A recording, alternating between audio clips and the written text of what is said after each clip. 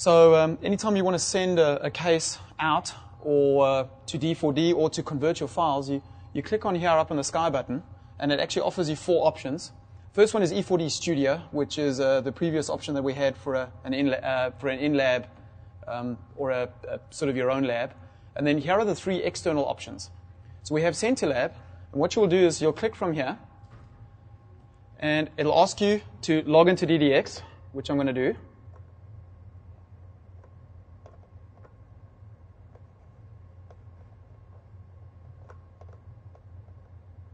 And, of course, provide a password. Right, there we go, I've logged in. And then it gives me a selection of drop-down labs that I can select from. So I'm going to select from my list here. As soon as I've selected the lab, it'll now ask me to enter the patient details and also the work that has been requested. Each lab that logs on into DDX will pre-populate the system with their own procedures and price lists that user will then be able to select from.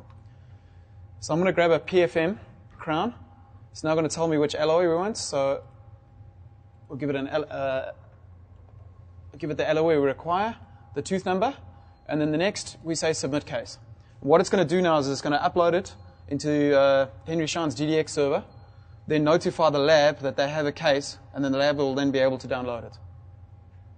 If there's any problems during the sending of a case, it'll actually queue the case for you and upload that at a later stage.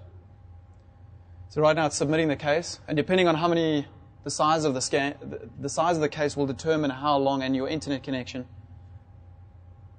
how long it'll take to upload to the lab.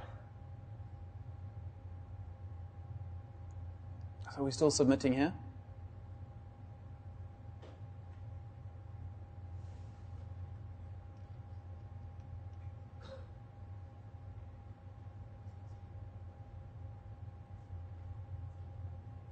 Okay, there we go.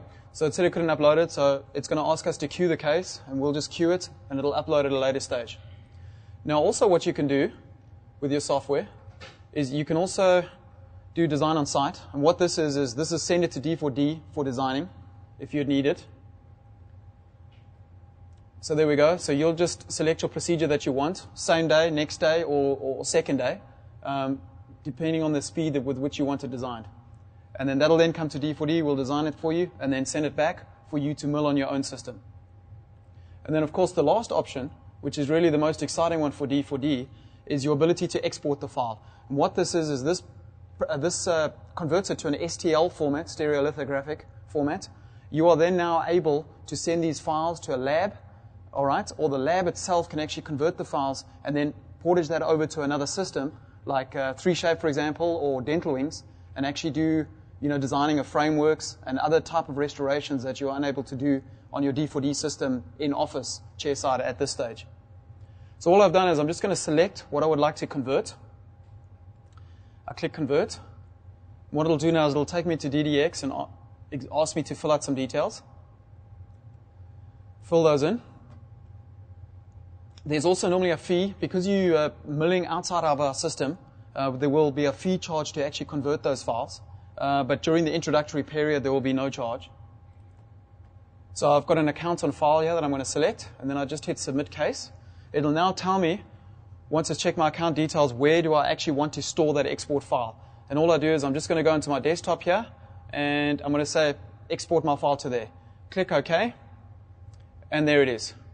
0.model.stl, that is actually now the file, and now we can either import that into another system or send that to anywhere we need to go, like Invisalign or maybe an implant company to get them to design your implant or whatever you need.